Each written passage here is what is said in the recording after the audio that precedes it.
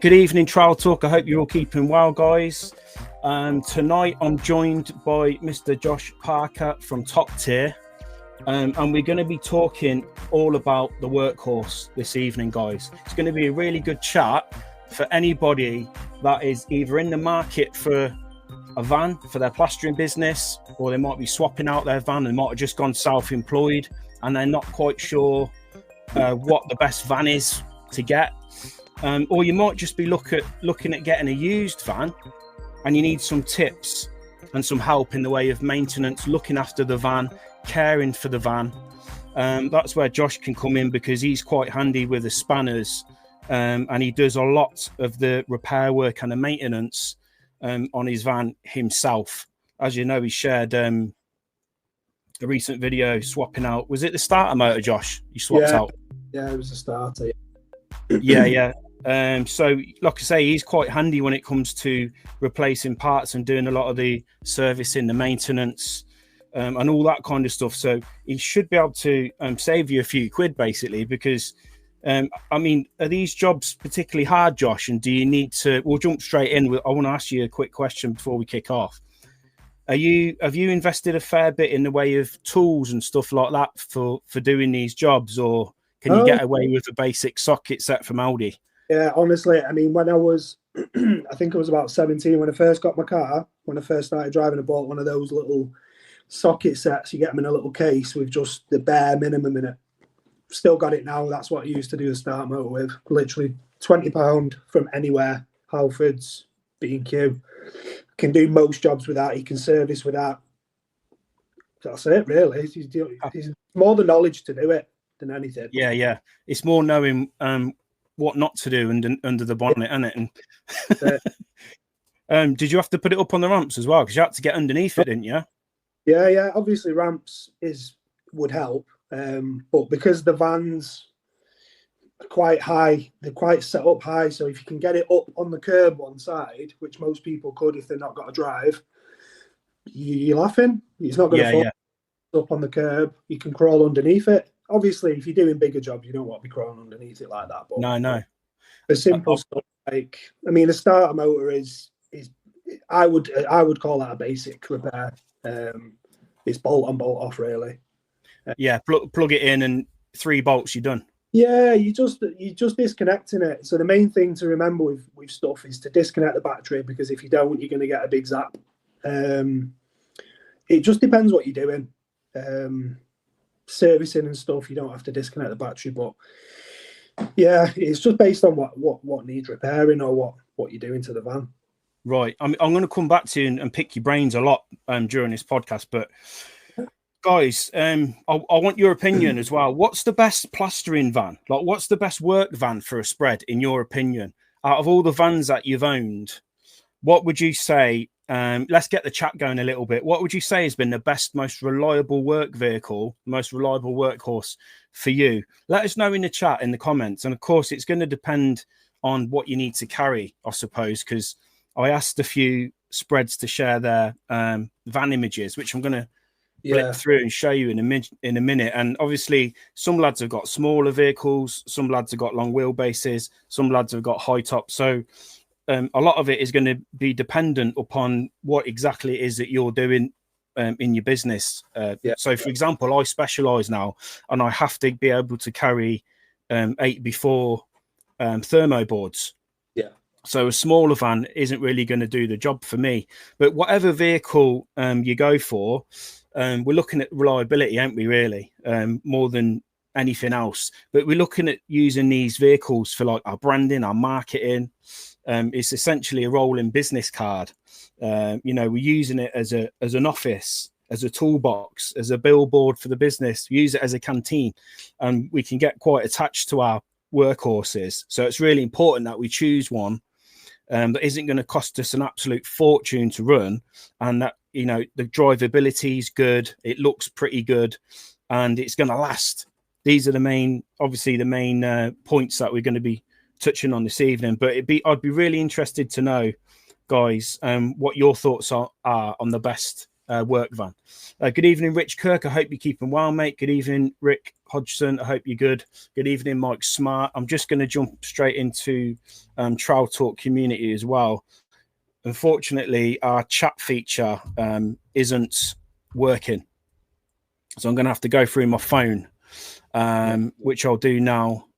But in the meantime, Josh, how did you get clued up on swapping out some of these parts and doing the servicing, etc., on your vehicles? Was it just a case of like teaching yourself, jumping onto YouTube, or have you got a history in mechanics or anything like that? I've not got a history in it, but I am, well, I was, not so much now, a really big petrol head. And when I was younger, I had a lot of motorbikes, stuff like that. So that's how it started, working on the bikes, transferring that over. But before I started plastering, I did a lot with my dad, and my dad works, well, he used to dismantle vehicles. Okay. Big place up in Yorkshire. So obviously everything he knew, he taught me.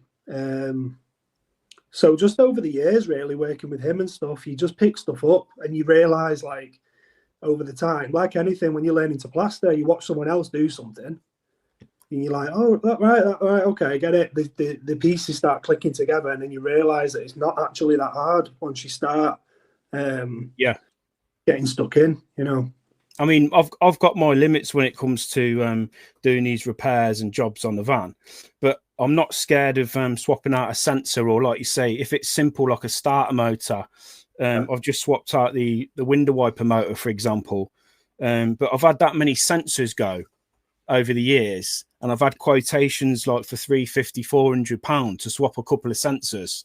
And then you go onto YouTube and you realise this is literally plug and play. It's no unclip the old one, clip in the new one, pick them up for 30 quid.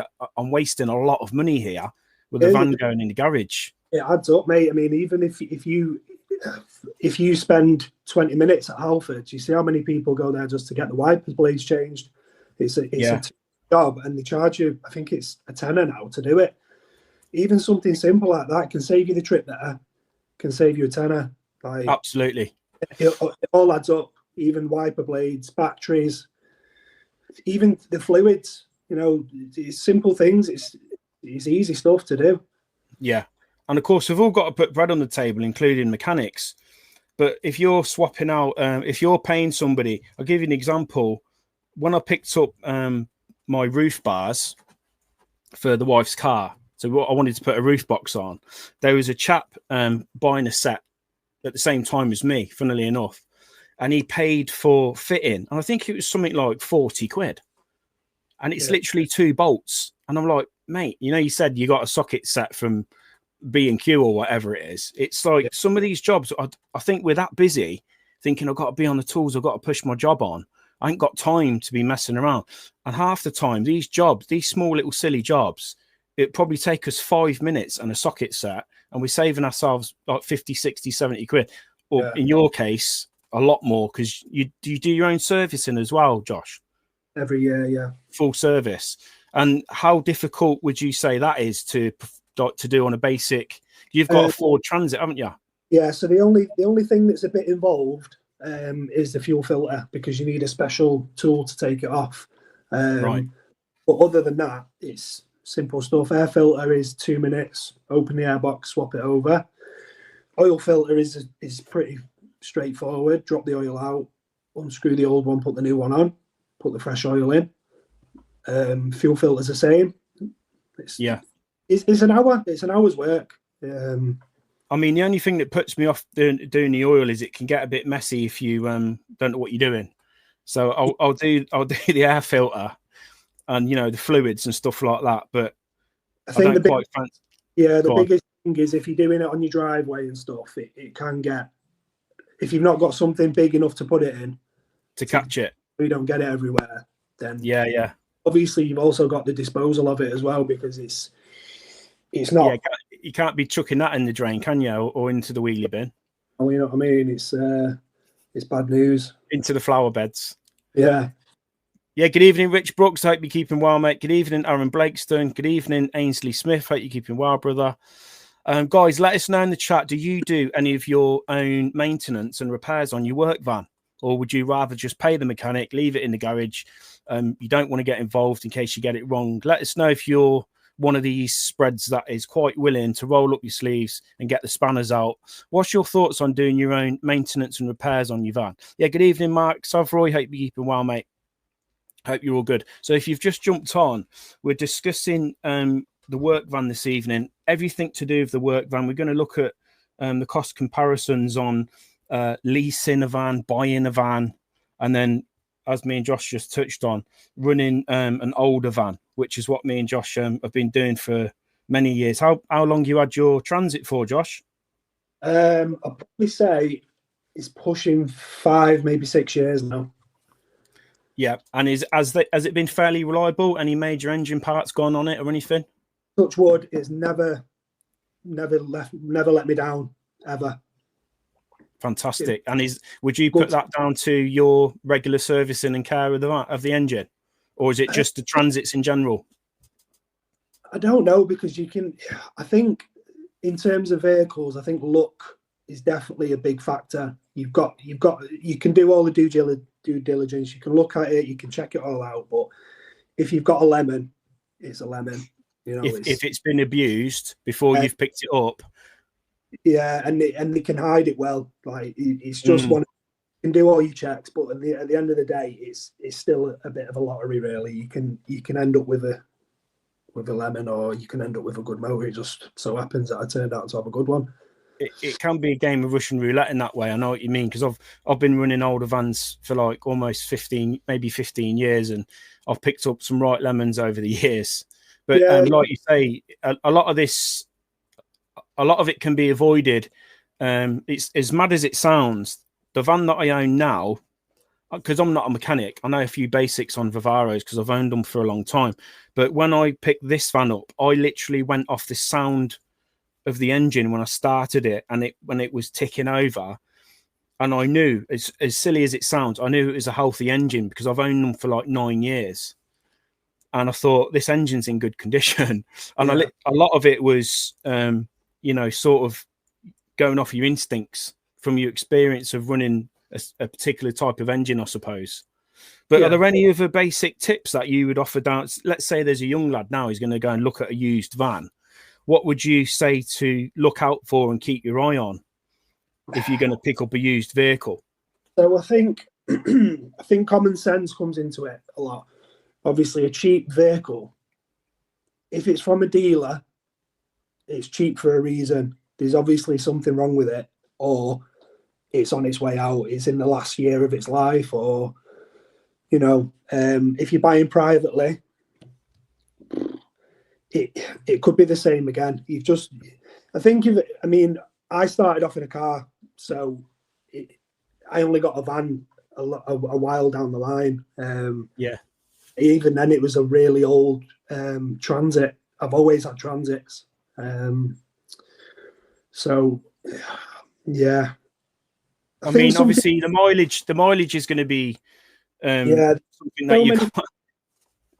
so many factors, Stu, because it's like if you're a first time, or if you're young, you've got to worry about the insurance and everything else as well. So some people let that guide their opinion of what to get. So if something's cheap on insurance, it might not be the best van, but it's all they can afford at the time. So exactly. I mean, some things that I've had to keep an eye on is obviously the cam belt's a big one. Unless it's chain driven, they say the chain will last the life of the engine. But in my case, on my previous Vivaro, the chain actually snapped, and that was at 190k. So, I mean, some people say swap them out after 100k. Some people say leave them alone. You can cause more dramas by trying to swap them. But when it comes to a cam belt, that's one of the first things you've got to look at, isn't it? When you're picking up a used van, you've got to make sure you've got proof of a cam belt change, or in some cases, I would just change it anyway, regardless. So as a habit, I would change it. I'd price that in. So when you're going to look at a van, because they can have all the paperwork there, say, oh yeah, it's been serviced and this, that, and the other. But that can all be made up. It's not hard to make that up. The engine sounds right. If it's not rattling or knocking, I'd probably just price that in to get that done. Yeah, Driving it, fair because enough. if that goes, your money's gone. It's a new engine, so yeah. And then of course there's the obvious ones. Is the gearbox okay? Are the gears changing through okay? Is the clutch okay? Is there any crunching? Is it pulling through okay? Is there enough power there? Does the turbo seem like it's in? Obviously it's difficult to just jump in and do a quick test driving around the block, but some of the obvious things is the clutch and the gearbox and the turbo and stuff like that, isn't it? Like I say, we're not mechanics. But if it's pumping out black smoke and it's not pulling through and the clutch is a bit stiff, leave it alone. Go and look at another one, because it's going to cost you an absolute fortune to get it in decent condition. Mark Savoy just says here that he does the brakes, the oil changes, the fuel filters, air filters. He's talking about a Navara 4x4. What's he saying? He needs some welding on the sachet. So I think they're just knowing little things. Like I'm not sure if it's the Navara or the Pathfinder. The chassis rot really bad on them, and they can snap in half. Yeah. I had an L200 with that problem. Yeah, you just check. It's more knowledge than anything. If you can do a bit of research before you go and look at something, like come up with pointers to like a checklist, then that'll help you a lot. You don't even really have to know much about the vans. If you just do a little bit of Googling, and it can help. And YouTube's a lifesaver sometimes, isn't it, as well? It can save you a serious amount of money on these little jobs, these little repair jobs. Yeah, definitely. Rich Kirk says that he used to do all of his maintenance on his van. As I get older and I've found a decent mechanic that helps him out, and he does his house for him. These days, he relies on his help. And as newer vehicles now need to be plugged in, this is a good point, Rich. New vehicles now is obviously computer-based, everything, isn't it? So he says that the most reliable van was his old Vito. Long wheelbase all the way. He has a false floor. We're going to come on to this, Rich. I'm going to share a few images later with the van racking and the setup and the shelving. But he says, the false floor all the way, so he can get his 8x4s in the back. And he also says something that he's learned is to pay a trusted mechanic on certain jobs when looking at a vehicle purchase. Take him along with you. Is what you're saying there, Rich, isn't it? Just to check out the engine and these parts that I've just mentioned. Just to try and dodge a bullet there. Good evening, Marcus Barron. I hope you're keeping well, buddy. He's got a 14-plate Transit. He services it every 6,000 miles. Oh, that's really good. He's done this with all of his vans, and it's served him really, really well. And his mechanic is his customer. So that's going to work out really well for you. Happy days. Let me share a few images of the boys' vans anyway that they posted on earlier. So Rich Wood has got his Vivaro, newer shape. Very nice. Mr. O'Neill has also got a Vivaro, or is that a Traffic? Can't tell. Looking smart there, mate. What else we got? Can't tell whether that's a Vivaro or it looks like a custom. Can you tell what that is, Josh? I think it's a Vivaro. Sonny Wilson, that's a full wrap there, Sonny. I like that, mate. And he's got another image there. He's got a little fleet by the looks of it. Top man. Yeah, it's got that the other way. John Palmer, he's on the tranny custom. They look smart, them customs, but they're like Marmite. Some people say, I don't touch them with a barge pole, and another spreads are like, they're brilliant, never let me down. They're comfortable, they're easy to drive. Have you ever tested one of these out before, Josh? They are a nice van. They're the same engine as the older Transit, the Euro 5, the first ones anyway, but the fuel filter is underneath. It's not in the engine bay. So it gets all the road stuff on it. Just a pointer for servicing. Yeah. What else have we got on here? A bit awkward. Good evening, Scott Meeks. Hope you're keeping well. Good evening, Joe Vickers. Thanks for jumping on and watching. Let us know, boys, what your thoughts are on the most reliable plasterers van and whether you do any maintenance yourselves on your vans. Kev Stanley has also got a Vivaro. Nice one, Kev. Looking tidy. They stay tidy, these Vivaros. I'm going to say that because I'm biased because I've got one. But the bodywork, mine's not got an ounce of rust on mine, and it's like pushing 20 years old. Yeah, they are good on it. I think it's because where they're built. I can't remember where they're built, but I know that obviously Fords are renowned for it, renowned for the rust. I've heard that the transits aren't too good on the arches and stuff when it. No. What model's yours? Is yours the Mark II? Is it the 7? Mine, the one just before. Is it a bit of a rust bucket? Is it, or what's the bodywork like? Yeah, it's not. It's not that. It's not as nice as these vans. But yeah, I mean, you keep it if you try and keep on top of it. It's not structural anyway. It's more cosmetic. But I have abused it because it was a cheap van. I've had stuff tied to the roof and obviously over time it just leaves mark. I remember one time job actually, and the delivery driver reversed into it and bent the back door and broke the back light, and he was like, "Oh, well, I'll exchange your information and stuff." I was like, "There's no point, mate. Just forget about it.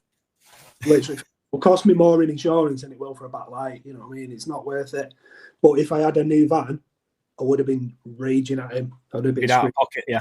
But to be fair, it was just mad how he even hit the van. You couldn't have missed it. But obviously stuff like that happens. But because it's an old van, I was just like, "All right, mate, whatever. Don't worry about it." I'm exactly the same as you. I had 2 hit and runs done on my van. Actually, it was 3 hit and runs done on my van. And every time, well, one of them drove off, so I didn't even get to catch his number plate or anything. And one guy crushed my back door, so set of lights. He texted in and didn't break. But I said the same thing. I said, "Mate," because he was like, "Oh, we'll swap details. I'll go through insurance." I was like, "Mate, by the time I've fucked about trying to get a replacement vehicle, this 20 years old. It's absolutely pointless." So I just got a lump hammer, bashed the frame out under the bumper, pulled the bottoms of the back doors back out. You can't even really tell, but it's no point, is there? No, but if you think as well, if you did go through the insurance, your premiums would go up because of that, and it's not even your fault. My premiums would go up, and they'd write my van off. And then I've got to find another workhorse, rack it all out again, sign write it again, make sure the engine's reliable, and go through the whole process all again. Sometimes it's easier just to, make good, isn't it? But mine is looking a bit scruffy now. Yeah, if it was like a newish van and they wrote the back doors off, then you'd be like, "You need to sort this out." But yeah, exactly. You can go to the scrapyard and get back doors. It's not it's an inconvenience, but it's not as bad. Like if you go and buy a set of doors or a bumper, it's still cheaper than what your premium's going to be for the next couple of years. Exactly, and it's the time lost on the jobs that's obviously going to be the crucial thing, because you start losing money. You've got to keep working. So if it means you being off the road, even if it's for a week, that's going to significantly impact your income, isn't it? Of course, yeah. Well, any time off is going to have a knock-on effect, isn't it? It's going to delay you. You have to let people down, move jobs around. You don't want to be doing it. Exactly, mate. Steve Penfold's got a tidy couple vans here, looking really smart. Them, Steve, I like them. He's got the Transit Custom. I'm not sure what the small one is. Is it a Dispatch, Steve? Nice. Ollie Domit's showing off here now. I think that's a Mitsubishi L200. Well, that is really nice. I don't know how many plasterboards I'd get in there, mate, but you have to use 63. Yeah, cut them in half. Yeah. It'd be worth cutting them half just to drive about in that, wouldn't it? Yeah, but it's comfy, that. Really nice. I worked out of an old shape L200 years ago, and it was a fucking nightmare, to be honest. I had a contract down in London doing loft conversions, and I used to try and pile everything in, and I didn't have the top box like Ollie's got there. So I used to put all the skim in the back and then tap it up and put a bungee strap over it. And mate, I only went for a couple of years and I had to get rid of it. I got a Transit again because it looked great. I loved it, but it wasn't practical. I know that Ollie oversees a team of lads in his business, so I think his is probably more of a gaffer's van. Yeah. He just drives about overseeing the lads, because I imagine he ain't going to want to be throwing bags of multi-finish into the crew cab. When that onto the leather trim. The day, I had to use the car to go and do a patch, and it was a nightmare. I've only got like a little Ford Focus, but all I needed was in dust. Yeah, it was just for a patch though. It was bare minimum, and I was just raging at myself because I had to use the car. Horrible experience. Yeah. Good evening, David Jellett. Thanks for jumping on, mate. Feel free to join the chat, guys. Like I say, if there's anything you feel you can add in the way of value to this podcast, when it comes to tips and tricks that have helped you over the years with your work van, we're going to come on to racking later as well and shelving your van out. But for anybody that's starting out, and that, if we could help them in any way with some tips on, reliability, maintenance, stuff like that, hit the chat, let us know. Josh Malkinson's got a custom. That's really nice. Putting me to shame, these vans are. Tidy. John Edwards got the high top. Now, that's something I've considered getting over the years, because I'm clambering around in the back of my Vivaro like bloody hunchback of Notre Dame. And it knackers your back up and your knees up, doesn't it? And you're searching for kit. I couldn't have a low van. I'd have to be able to stand up in it. It's just them small vans, like they're all. Have you clattered the top at all, going through height barriers or anything? Well, this is the only thing that's stuck, because obviously, if you've got jobs in apartment blocks and stuff like that, you can't get anywhere near. Exactly, you can't park in them, can you? So, but I mean, that's what puts me off. Yeah, I've kind of stay away from stuff like that now. It's just, I like to have everything, the most, like all the tools and stuff. I like to have everything there, so I need the bigger van. Yeah. You can definitely use a smaller van. Ollie Domit's just jumped on the chat. He says, thanks, lads. I picked the kids up quite a lot on the way home, so I had to go for something in between. Yeah. You didn't have to get a monster truck, though, Ollie. They're not loading that up with gear, is he? No, to be fair, mate, he looks really tidy, though. He looks really smart. Rich Kirk's got a Renault Traffic Sport. And what's the other one? If you're still on the chat, Rich, what's the other van that you've got there? Is it a Vito? Mercedes Vito? Nice examples there, Rich. And Brad Fuller has got a fleet. Got a little fleet. I had at one stage I had 2 Vauxhall Vivaros. One was a crew cab that I used to blip about in. I had a standard wheelbase, a short wheelbase Vivaro that Matt had, and then Reese had the Vauxhall Combo, which was really fun. The Vauxhall Combo would burn past the 2 Vivaros any day of the week. I think whoever had it before me had it remapped. So he killed the turbo on it. Yeah, the old combos are good because they had the Isuzu engine in them, but the new ones are... It was the old shape. Yeah, it was the older shape. What else we got on here? Ben Lockhart, is that a transporter? He's definitely earning too much money, ain't he, Josh? Van, that's a fancy van for a spread, that, mate. That is, it's tidy. That I like that one. Very nice. Mr. Georgie Barr, Mark Neeson's gaffer. I think that's a Ducato. Fiat Ducato, I think. Yeah, they're really reliable, apparently, according to mechanic anyway. They're a good size van, them as well. Yeah. Like. Marcus Barron, he says that high roof vans are a must. Easy to stand up in. Stu, you've seen inside mine. Remember how easy it is to find things. Yeah. The back of Marcus's van is like Ramsey's kitchen. It's absolutely immaculate place for everything.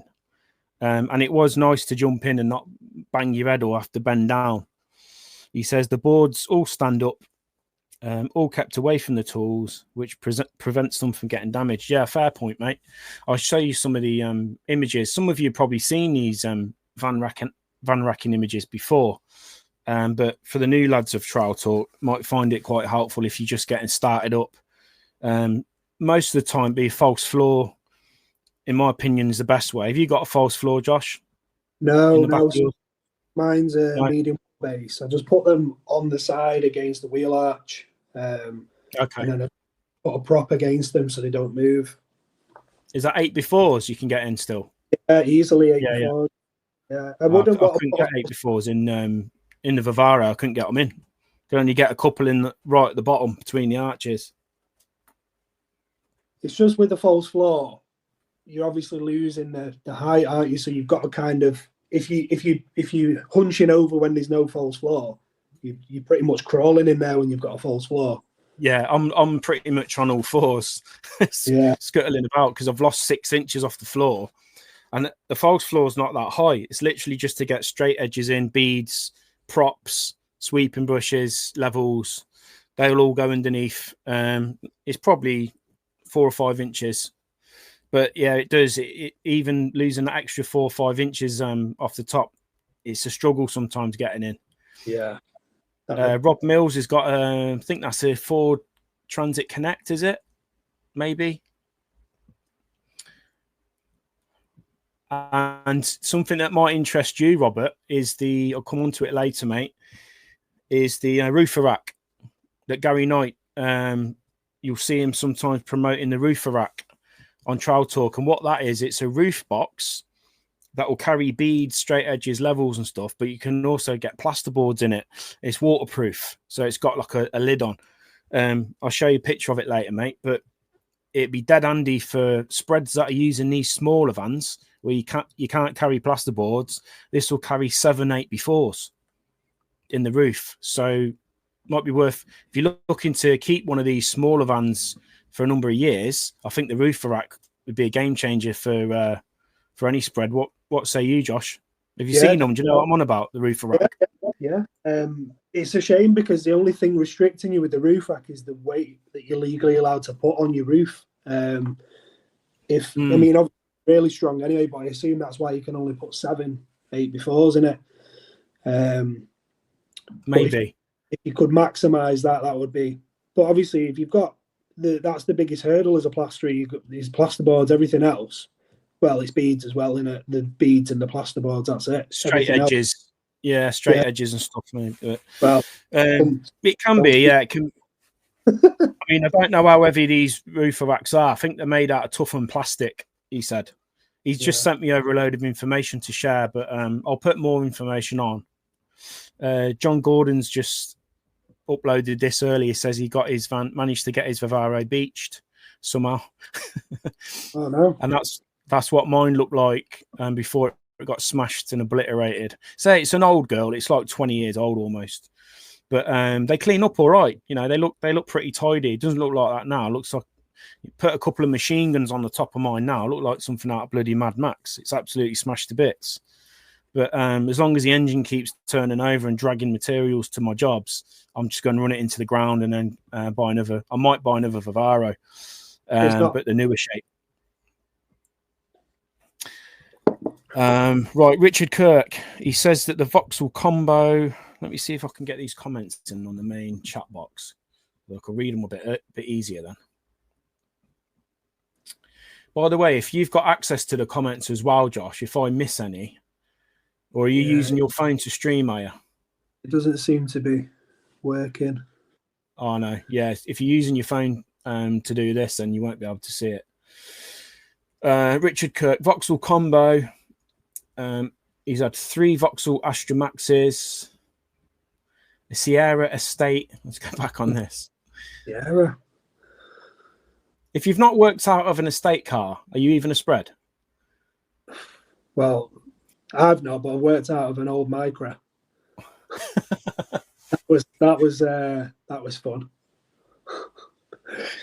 What's he say here? Toyota Hilux. Yeah, they're decent, I've heard. What else? A Datsun Irvine. I don't know what that is. Vauxhall Cavalier. Are these all of your vehicles, Rich? Or are you just giving some tips for the new starters, what they might be able to afford? I think a Datsun Irvine is similar to... Do you remember the old Bedford Rascals? Oh, yeah. It's one of them. Like the old Suzuki Carry style, like a little roller Oh skate. yeah, the little milk vans. Yeah, I think it's something along them lines. I might be wrong. He's also had 2 Mercedes Vitos. Are they by Mercedes? The Vitos? I think they are. They're supposed to be decent as well. Good evening, Andy Ludkin. Hope you're keeping well, brother. He says the long wheelbase 2020 Traffic with a false floor, hides his mixer, telescopic ladder, hop up scaffold boards will go in. He has a roofer rack on top man, which is a game changer. Andy, any more info that you've got on the roofer rack while you're there, mate? Because obviously I've not seen one. I've had a quick chat with Gary earlier today. He was due to come on and have a chat about the roofer rack, but he couldn't make it. He's in Spain at the minute. So yeah, any bits of information you've got? Josh was saying they might push the weight over a bit too much, depending on obviously what van you've got and the size of your van, etc. So be interested to know what your thoughts are. Are they really heavy, or and what are they like for beads and straight edges and stuff putting in? Because there's tubes on them as well, I believe. Yeah, I'm sure Gary took all that into consideration, though, when that's probably what's limiting the size of the height. Yeah. Because I was thinking my next one, should I go for the crew cab again and just get a roofer rack box? But then I'm thinking, if you can only get 7 plasterboards in them, I'll probably only get like 2 or 3 thermo boards in there. So yeah, they're really thick. So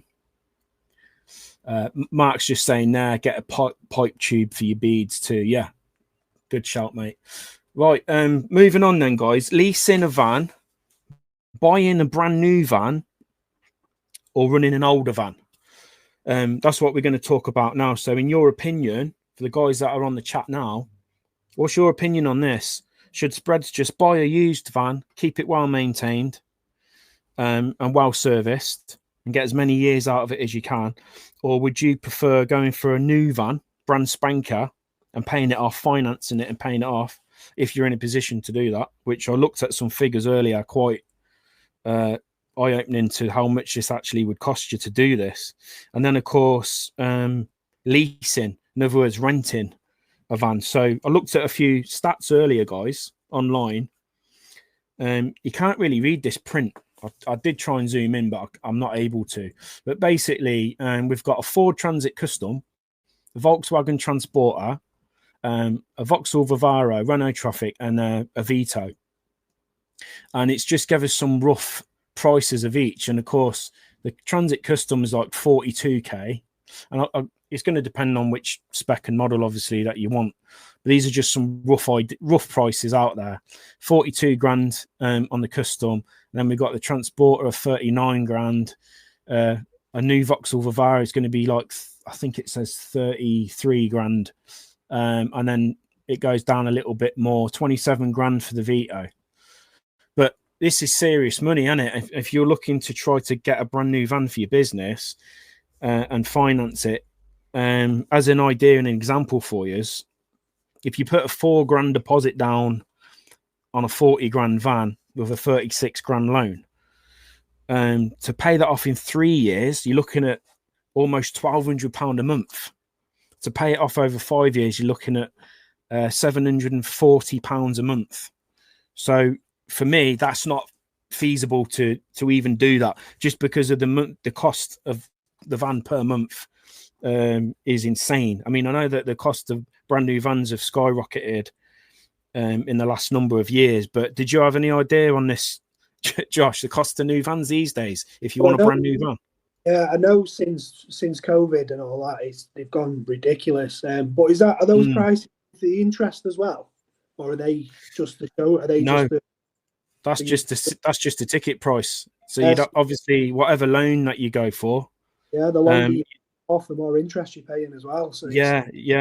So and that will depend on obviously your deposit and what your credit score is like, etc. So, but I think for most spreads, well, for most tradespeople, that's going to be a push and difficult, isn't it?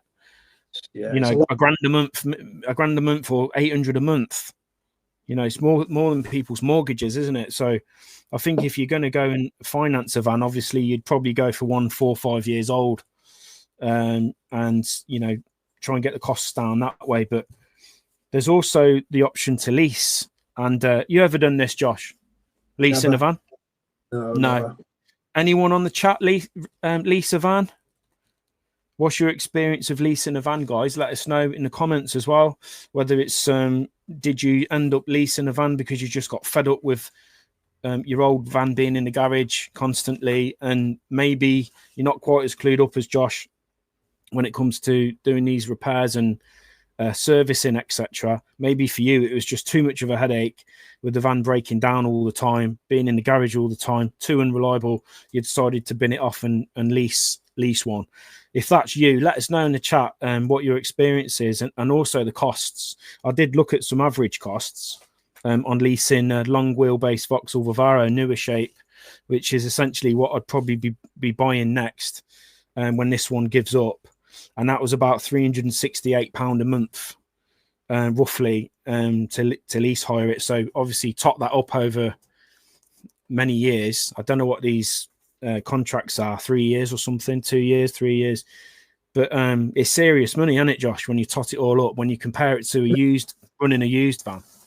Yeah, I know with the leasing and stuff, there are a lot of hidden charges as well. So if you go over the mileage quota and stuff like that, they do stick the knife in. Obviously damage, which is going to happen. Because we're always smashing vans about, throwing stuff in the van, anything like that. So I think the big one is the mileage, and the damage is the one, because obviously people just assume that what you pay, what they dictate the payment is that's what you're going to pay, but it's not always necessarily the case. Like if something happens, you're going to get stuck with the bill to put it right, or they're going to come at you with it from some angle anyway. You're going to have to fork out money for it. And out of all the trades, our trade is probably the absolute worst for this, isn't it? For leasing. Yeah. They're going to get, the interior is going to get absolutely battered, isn't it? I think if it was plasterers, roofers, or brickies, I wouldn't bother. Yeah. I've just shown the screen some good things about leasing. Lower monthly payments, obviously, compared to I just mentioned there, if you wanted to buy like a new 40 grand van or a new 30 grand van, obviously leasing is going to be much more affordable because of the monthly payment. It's going to be cheaper than trying to buy a new van anyway, let's put it like that. But you still get to drive about in a new van or a newish van. You can drive, like I just said, you can drive a newer van with less risk of breakdowns. A lot of these companies, they'll cover things like your road tax, insurance, your maintenance. So I suppose if you're willing to pay that additional monthly cost, it will take away the headaches. But is it a good long-term strategy for the self-employed tradesperson? I'm not sure. And it says at the bottom there, you don't have to worry about selling it. So there's some good things about leasing, and there's a few downsides as well. So you don't ever own the van, obviously, goes without saying. Sometimes you might have mileage limits. If you go over, you can be charged extra. You must keep it in good condition. No chance of that being a spread, like we just touched on.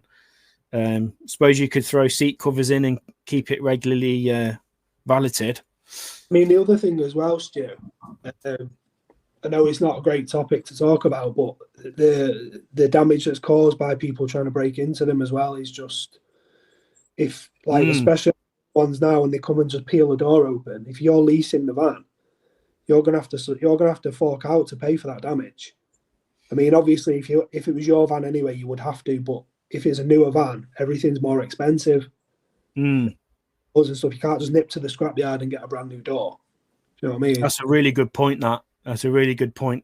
At least, my van's been done twice.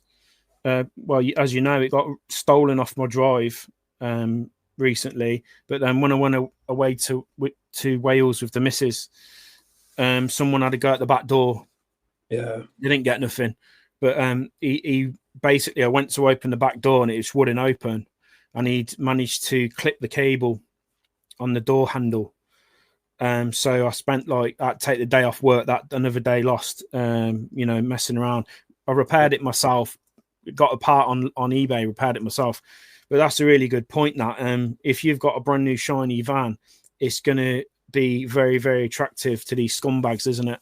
I mean, that's, to be fair, when you go in for a van, that's probably the last thing you're ever going to think about, because you don't ever think that it's going to happen. But in this day and age, the way it's going on now, it's something that you do need to take a bit of thought to, because obviously it's so bad now that if you've got a brand new shiny van, they're going to be like, "Oh, he must have loads." What's he got? Yeah. Whereas if you've got an old scabby van, they're probably more likely to just go for the new one. I mean, obviously, I'm not saying they're not going to go for an old one, but no, that's a brilliant point. Do you hear about that chippy that got dragged down the road last week? No. Yeah, it was on fixed radio. I was listening yesterday. So he's there working away on a job, and he hears all this commotion out on the drive. They're driving off in his van, and I think that was a newer van. And he's tried to chase them down and grabbed hold of the passenger door, end up getting dragged down the road. So yeah, it's sad, mate. You know, I've got a few things I'd like to say on these scumbags, but I'll save that for another podcast. But we all know what they're about. Andy's just touching on this roofer rack again. He says that he's never had it fully loaded. He's got 2 tubes on top for the 2.4 beads. The only thing that he finds negative point is it holds water on the top. Okay, I thought he meant inside. You could say it's no good for plasterboards, Dan. Holds water on top, yeah. Is that to do with you like standing on it, Andy, or is that's just how they are? I suppose that could be an issue if, you know, if it starts pouring down onto you when you're trying to pull your plasterboards out. But yeah, interesting to know, and good to get your perception as a spread who owns one. But they sound like they could be an absolute lifesaver. You know, if you need to pick up 5 plasterboards and a load of beads and you're in a smaller van or you've got a crew cab, then, you know, save having to wait for a delivery, doesn't it? Yeah. Marcus Barron, he says, regardless of how you pay for the van, you should go for the best you can. My latest Transit, he said he financed it with a £2,500 deposit, and it cost him £520 a month for 3 years. But now he owns it. Yeah, I mean, in that case, that's a good point. You know, if you are in a position where you can afford £500 or £600 a month for a few years, and you can put down a decent sized deposit. In Marcus's case, it's paid off for him. Now he owns the van. He knows the van, and it's still quite new. So, yeah, really good point there, mate. And, you know, not everybody has got the knowledge and skills there to do these jobs that we touched on earlier. So I think there's pros and cons to both options. What say you, Josh? Yeah, definitely. I mean, if you can afford it, that's... The general rule is the less involvement you want in maintaining and doing anything vehicle-wise, the more money you're going to pay per month. Exactly. Obviously, in my case, I know how to do most maintenance and repairs, basic stuff, so there's no reason for me to go down that route. I could go and buy another old van. As long as it sounds okay and I give it a bit of a check, I can take it on the chin. You know, if anything does badly go wrong with it, then that's just luck of the draw, isn't it? You just can't. Absolutely. And I suppose, like you touched on earlier, the newer ones, the shiny ones, are going to be more appealing to thieves. And, you know, in the way of older vans, like mine's really old, yours is quite old. What's your mileage now? 250,000, isn't it? Something? 263, it's at. 263. Yeah, they reckon diesels are good for 300k, or 400k, someone said, if it's well maintained. Over the moon. So, I mean, I worked out, this will be interesting for you. Marcus said now he owns the van outright, and of course he's only got a little bits of maintenance here and there. But over the last 5 years on this Vauxhall Vivaro, guys, my average annual spend, if I were to average it out over the 5 years, probably about 500 quid or 550 quid, right? So that equates to 44 quid a month. And that includes MOTs, parts, servicing and bits and pieces like sensors, etc., that I've had to swap out because I literally log everything through Bookapy, as you know, Josh. Yeah. So I've factored in all of the costs that I've had for everything, including racking everything, and 550 average per year over the 5 years. So that works out that this van has cost me over 5 years. It's cost me £44 a month. I mean, it's chicken feed, isn't it? No, you spend more than that. And of course, something could go wrong. I mean, the turbo could blow up. The injectors could go, and it's not going to be economical for me to put a new engine in it because it's just too old. But if you can get one like you have and like I have, where they're actually extremely reliable, this has been every single day grafting. Sometimes I'm going to Birmingham, Stratford. I've put 45,000 miles on it in that time. 45,000 miles. So, guys, older vans can be a nightmare. They can be unreliable. They can be a ball ache. But there's a flip side to the coin. Me and Josh, we both own very old vans, and they are extremely reliable. I bet yours is the same way as well, isn't it, Josh? It's what, mate? Sorry, you just cut off then.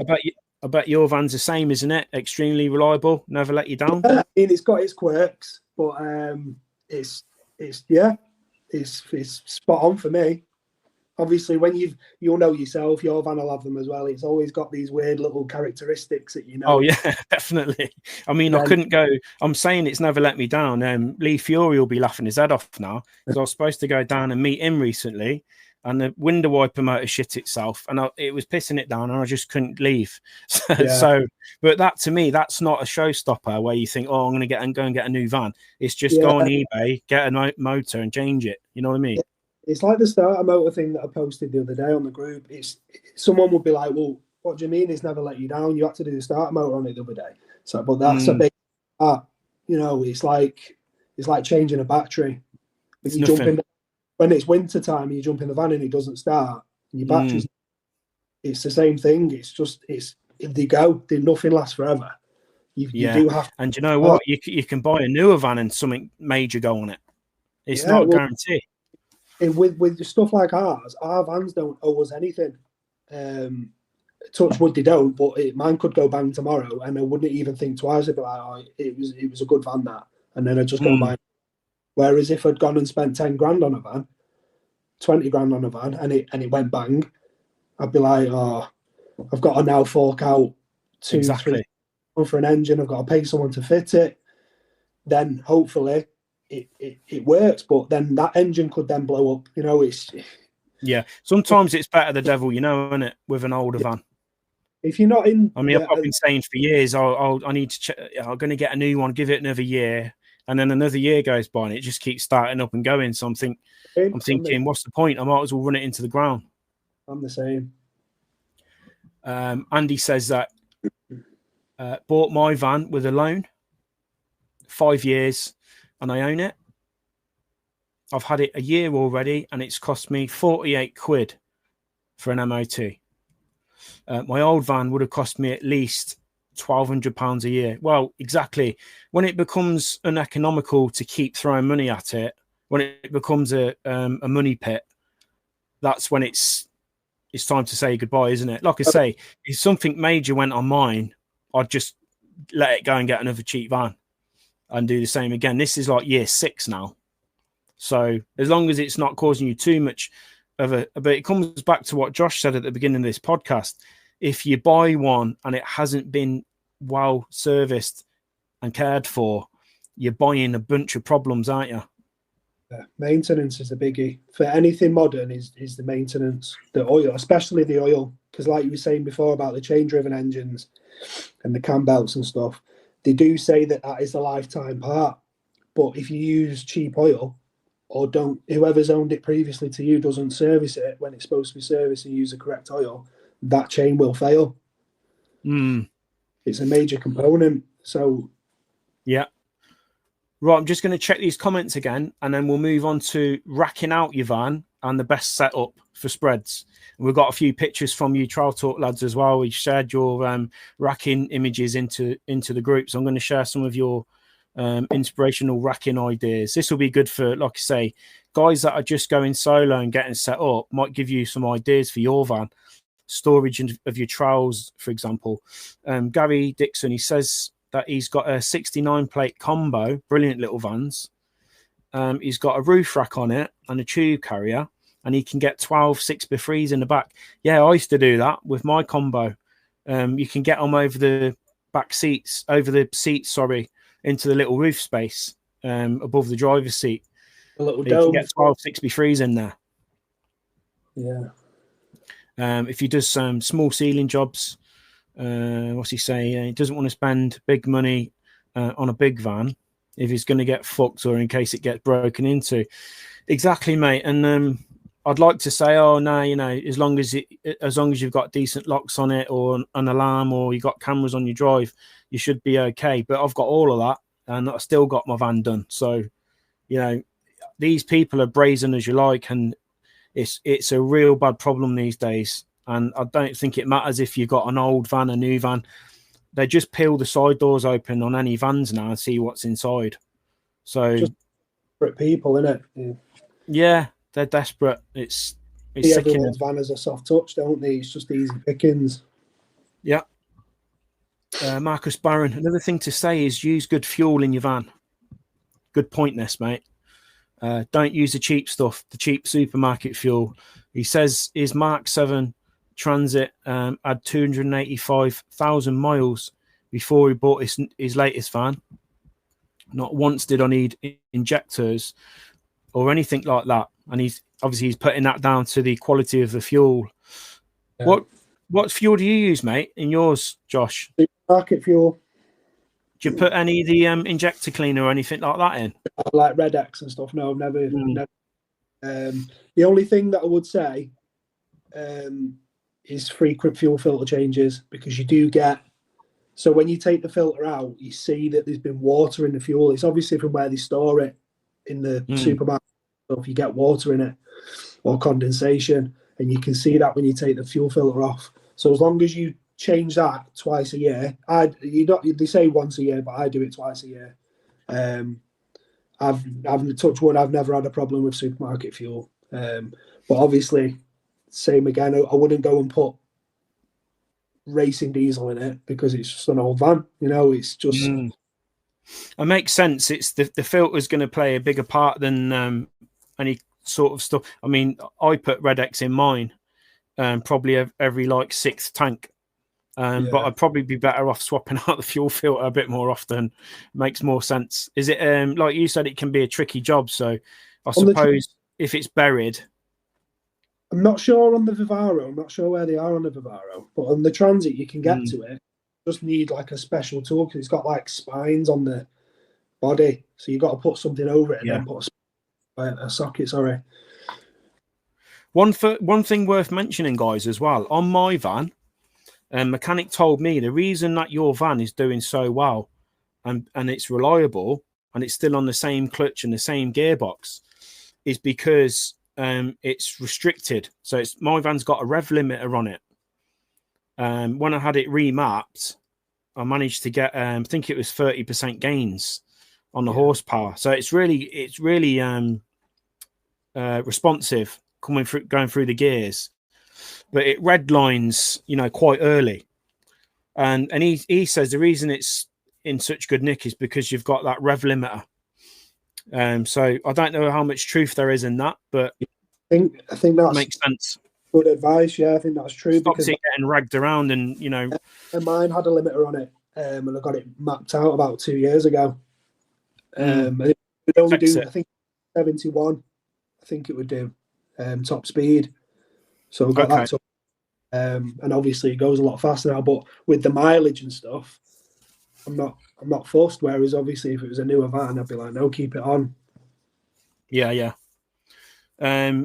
And on the maintenance and care side of things, I'm just trying to think if there's anything else that we could help the new guys with the care of their vans. I mean, you've got the obvious things, air filters, tire pressure, the simple things. The fluids is obviously, as silly as it sounds, when I was a young lad and I first started driving, I would never check the oil and water.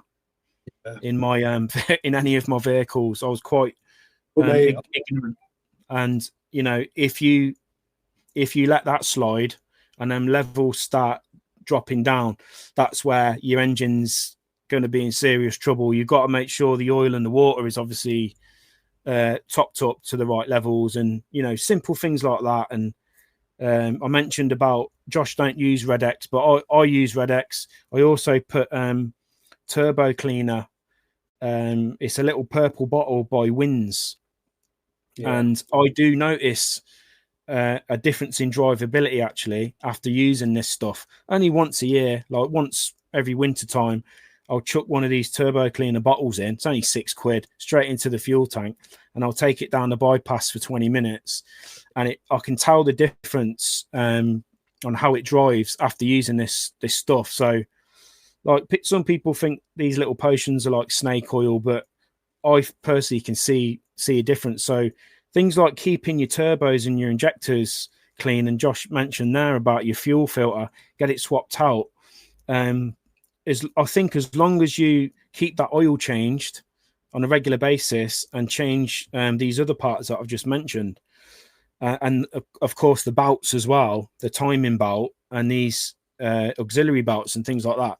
If you can cover these basics on an engine, you'll get longevity out of it. Is there anything else you can think of, Josh, that we haven't covered when it comes to the care and maintenance of your workhorse?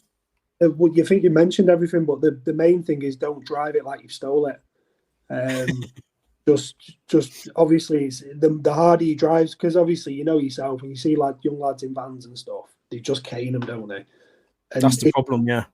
Paying however much a month for a van, or if you've gone and bought one, you just respect it. You know, it's a vehicle with thousands of moving parts in it. If you're caning it every day, something's going to give, and that means you're going to have to spend money on it. Whereas if you just drive it normally, chances are you're not even going to need tires for a long time. You know, it's just great tips there, mate. Yeah, that's a good point.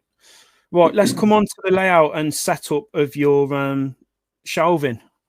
Like I say, a lot of it will depend on what you want to carry and the type of jobs you do, whether you're domestic, whether you're doing damp proofing, internal wall insulation, rendering, what kind of size van that you need. But hopefully these images will give you some ideas if you're setting up your plastering business and you're looking to get a little bit of inspiration. There's some tidy examples here. So I'll just flick back to the last one because I think I skipped one.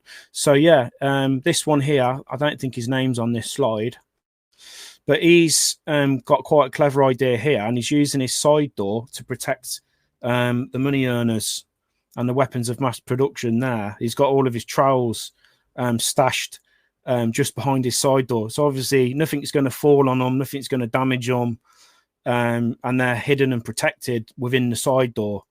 So I think that's a fairly smart option there. Some people like access underneath the false floor from the side. So, but I don't know whether that's like a false door that he's put over the void just to hold his trowels, or whether he's just blanked it off and using it as trowel storage. But either way, quite a smart one, that one. Andrew Saunders, he's got all of his trowels. This is what I've done. I think most spreads do this, is I'll just put a bit of roof batten on the side of your van and put all your trowels tight, hooked onto the side of the van. And obviously they're well protected. If you fly over a speed bump, like Josh just mentioned, if you're driving like a maniac and you fly over a speed bump, then them trowels probably ain't going to stay in place. But hopefully you're not driving like that. And this is another good shout for trowel storage. How would you store your trowels on your van, Josh, or are they in a separate box or bucket or something in the van? I've got like a 2-tier toolbox. So I've got all my wet tools on the bottom and the dry stuff on the top, and my trowels are in the bottom with like the edging strips, the rubber strips on the side. Oh, okay. Things. All my trowels have got them on. But most of the finishing trowels and stuff are like above the cab, because the higher vans, they have like that little compartment, don't they, above the. Oh, okay. Yeah. Little, yeah. In there, out of the way until I need it. And with your plasterboards, did you say you just put them on the side, dear? Just on the side along the wheel arch, the side loading side, and then I'll put what I can get. Oh, I don't know. I think I've had about 20 in there. And then I just put some props against the racking, against the boards, and they never go anywhere. Happy days. Chris Davidson, he's in a 4x4 again.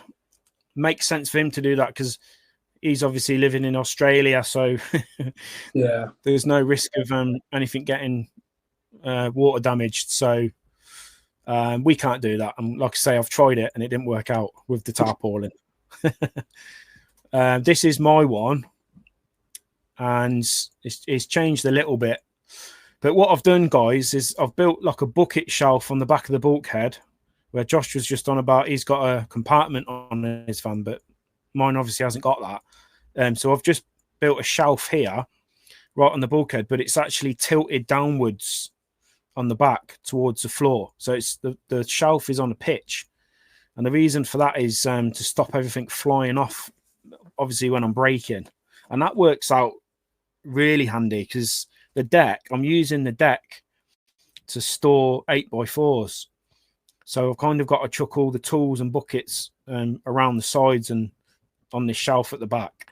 And it is quite tight in there, even though it's a long wheelbase. But this works out perfect for the kind of jobs that I'm doing, IWI jobs, domestic jobs.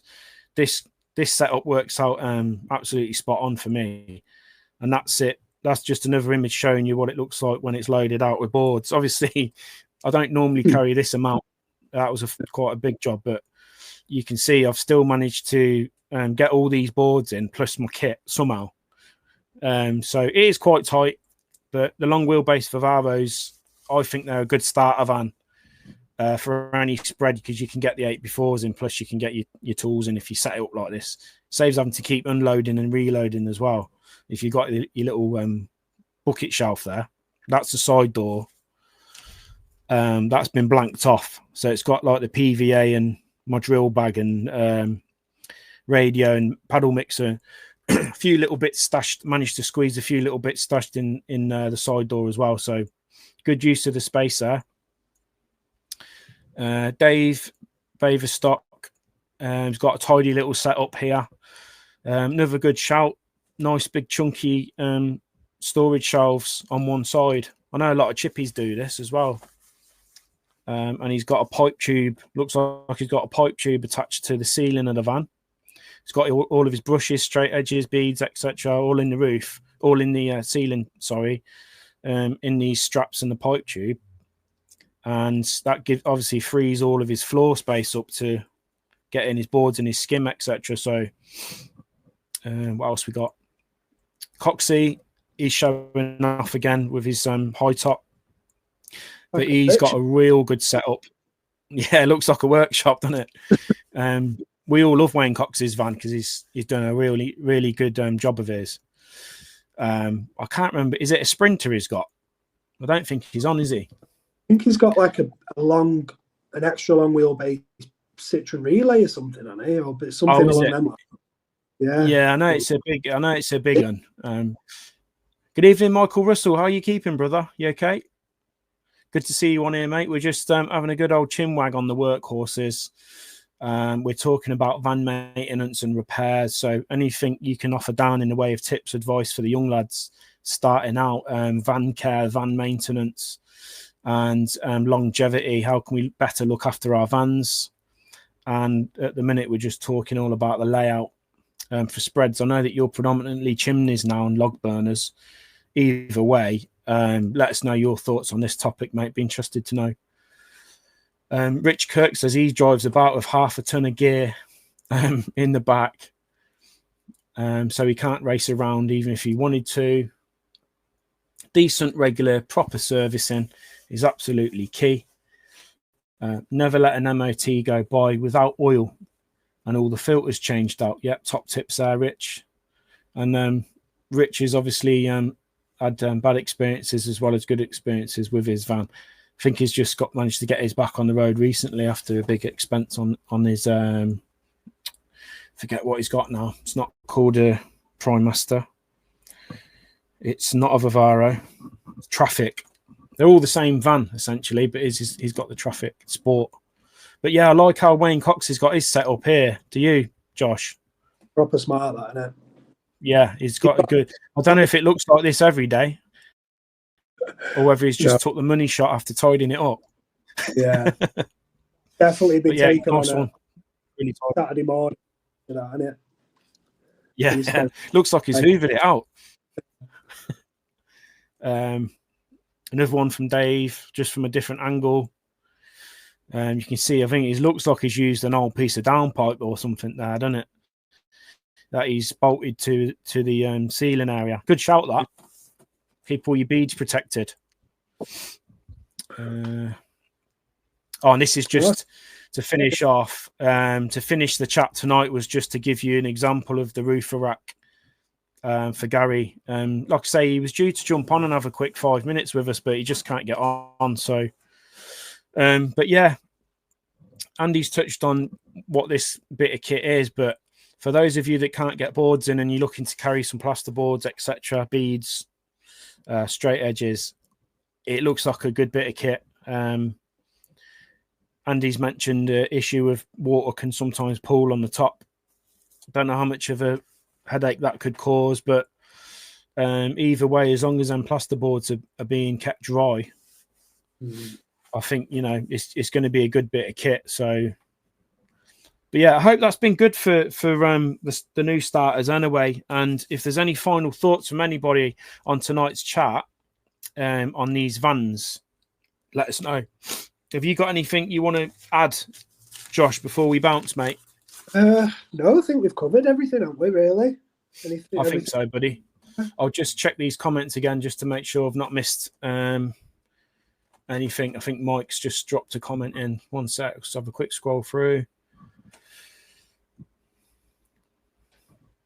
Andy. Yeah, he says the top seems to have sunk a little bit on his roof rack. But yeah, he says the fact you can carry boards has been an absolute game changer. So that's good to know. He's also doing, Gary Knight's doing, he's waiving the delivery cost, by the way, on these he's mentioned as well. But I'll get him on to have a proper chat about them when I get an opportunity. But if anyone's interested in these, they're £1,000. So factor that in over the amount of years that you're going to use the van and how many times you need stuff delivered. I think for me, it's a small price to pay for the ability to pick up not only plasterboards, but beads and putting your straight edges in, etc. So, but again, anyone else that's got one, let us know what your experience is of the roofer rack. And the last comment, he just says, all good, like the pics, some really good setups. He just says, never miss a service. Keep the body clean. Tips from Michael Russell. I like that. Never miss a service and keep the body clean. Nice. Well, I hope that's been good for everyone this evening, boys. And this will be streamed through YouTube at some point, uploaded to YouTube at some point as well. And if you're watching this back on replay, by the way, or listening to it back on Spotify, and you want to see some of these images that we're yapping about, including the roofer rack and the van shelves and the setups, jump onto Trowel Talk community group. It's free to join, and you'll be able to see the images, the video version of the audio podcast that you're listening to now. So, but Josh, thanks ever so much for joining me tonight, mate. I really appreciate your time, and I'm sure people are going to get value from it. So, all right, boys. So again, until the next one, have yourselves a good evening. Have yourself a good evening, Josh, and we'll catch you all later. All the best, guys.